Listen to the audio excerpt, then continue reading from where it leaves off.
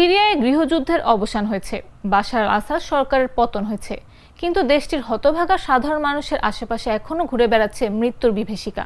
এখনো দেশটিতে প্রতিদিন কেউ না কেউ প্রাণ হারাচ্ছেন বা মারাত্মকভাবে জখম হচ্ছেন। তাদের পায়ের তলায় এখনো রয়ে গেছে মরণ ফাঁদ।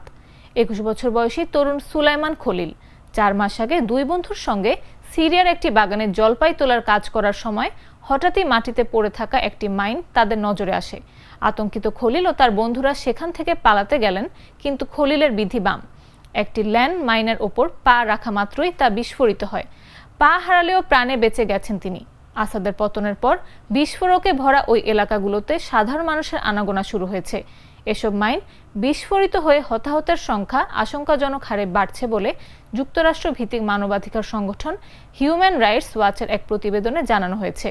সিরিয়া জুড়ে বিশেষত ইদলিবের গ্রামীণ অঞ্চলগুলোতে এখনও মাটির নিচে কয়েক হাজার মাইন পুঁতে রাখা আছে বলে আশঙ্কা করছেন বিশেষজ্ঞরা।